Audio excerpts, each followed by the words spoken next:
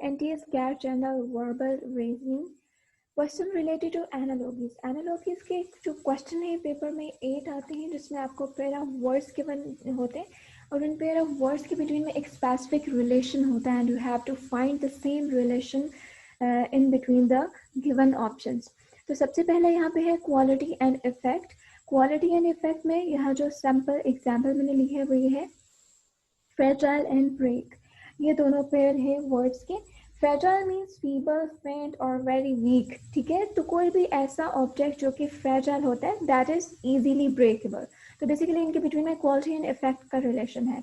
So we have to find any option from the given that is having the same relationship as the fragile and break.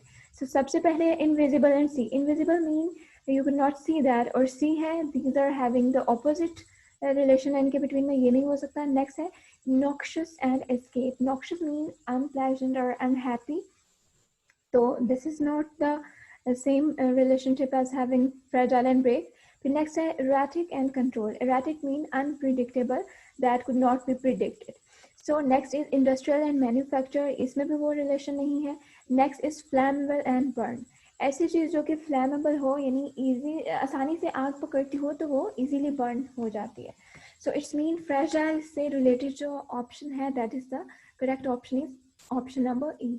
Okay, now move to the next analogy relation that is use and object. कोई भी object है उसका आप क्या use कर सकते हैं। यहाँ पे वायर है, ठीक है, तो वायर से रिलेशन में आपके पास इलेक्ट्रिसिटी है। कोई भी वायर हो तो उसके अंदर से नॉट कोई भी वायर, लेकिन वायर की स्पेसिफिकेशन ये है जैसे कॉपर वायर आप यूज करें तो उसमें से इलेक्ट्रिसिटी पास कर सकती है। तो सेम एनालॉजी सेम रिलेशन आपने इन ऑप्शन में से सेलेक्ट करना है। यहाँ पे पाइप है और पाइप के अंदर से फ्लूइड जो है वो पास कर सकता है। So option A is correct one. ठीक है, इसके अलावा हम नेक्स्ट ऑप्शन भी देख सकते हैं कार एंड हाईवे, इनमें भी सेम जो है एनालॉजी नहीं है। रिवर एंड बैंक में भी नहीं है, लाइट एंड बल्ब में भी नहीं है। नेक्स्ट है इंस्ट्रूमेंट एंड म्यूजिक, तो इसमें भी सेम एनालॉजी नहीं है। So option A is the correct option that is having the same analogy as wire and electricity. Okay, now the question now the analogy relation number 3 is instrument and physical quantity measurement। ठीक है, आपको यहाँ पे कोई भी instrument या device given होगा और उसके अकॉर्डिंग आगे फिजिकल क्वांटिटी बताई है या मेजरमेंट के बारे में बताया कि हम किस चीज़ को मेजर कर सकते हैं। तो altimeter is basically a device that could be used to measure the height of something। ठीक है, तो यहाँ पे आगे उसने हाइट के बारे में बताया, फिजिकल क्वांटिटी बताई है जिसको आप मेजर कर सकते हो। तो option A speedometer. Speedometer device है या इंस्ट्रूमेंट है जो कि यूज किया जाता है to measure the instantaneous velocity, और आगे नेक्स्ट वेलोसिटी है जिसको आपने मेजर करना है। ओके, सो ऑप्शन ए यहाँ पे करेक्ट ऑप्शन है। उसके बाद नेक्स्ट ऑप्शन भी हम देखते हैं, श्योर मेक श्योर कर लेते हैं कि ये ऑप्शन सही है या पहला ऑप्शन सही है या उसमें से कोई आपने चूज करना है। तो नेक्स्ट इज ऑब्जर्वेटरी। ऑब्जर्वेटरी एक ऐसी लैब होती है जो कि यूज करते हैं scientist to see the stars और स्पेस। ठीक है, और उसके बाद ऑब्जर्वेटरी से नेक्स्ट जो इसका पेयर है वर्ड का that is constellation. Constellation group of stars को कहते हैं। तो यहाँ पे observatory is not a device और इंस्ट्रूमेंट, ये काइंड ऑफ लैब होती है जो कि यूज की जाती है for the to observe the group of stars. So next option is race tracking for long.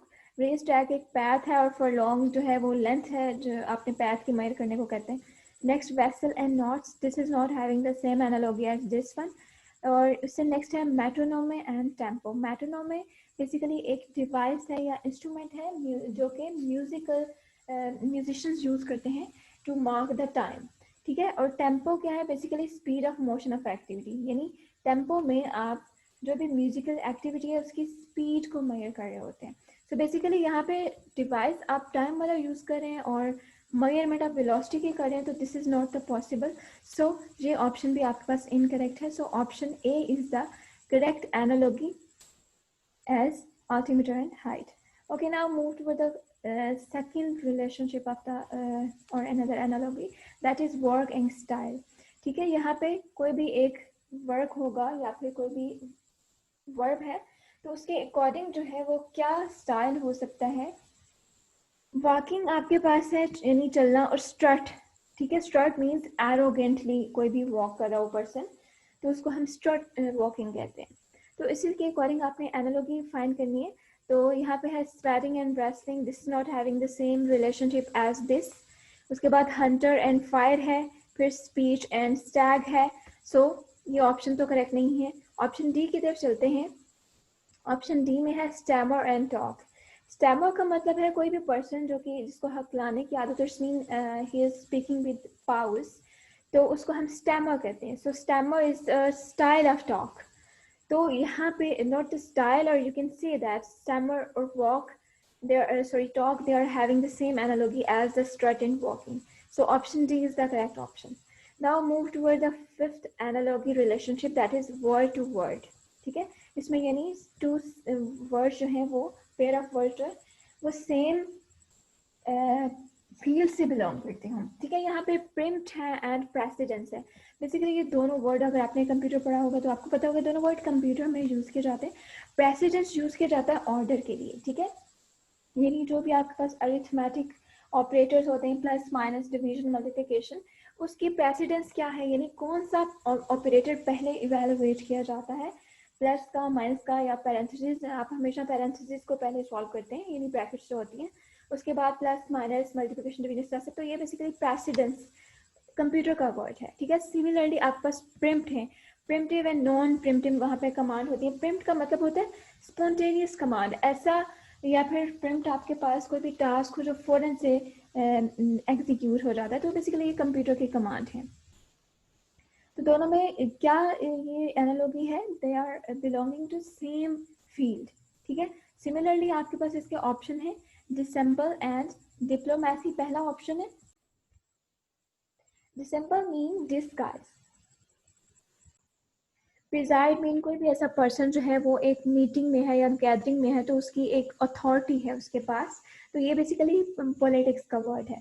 Similarly यहाँ पे आर्बिट्रेशन है। आर्बिट्रेशन भी, आर्बिट्रेशन का जो मतलब है वो है निगोशिएशन। ठीक है, तो बेसिकली ये भी पॉलिटिक्स का वर्ड है। तो option B is the correct option for this analogy. Okay, next पे हम देख लेते हैं वर्ड मीनिंग, आप देख लेंगे डाइवेस्ट एंड इम्प्लीकेशंस। डाइवेस्ट का मीन है डिप्राइव समवन ऑफ पावर, और एक्सपेल कर देना किसी को किसी पावर से, किसी जो है पोजीशन से। उसके बाद इम्प्लीकेशन है। Implication mean involvement. ठीक है, तो दोनों की सेम एनालॉजी नहीं है एज दिस वन। ठीक है, सेम फील्ड से बिलोंग नहीं करे ये वर्ड। नेक्स्ट है सुपर इंटेंडेंट एंड कल्पेबिलिटी। तो सुपर इंटेंडेंट का मतलब है supervise and culpability means blame. तो this is not the same analogy as this one, so इसको भी हम जो है निगलेक्ट कर देंगे।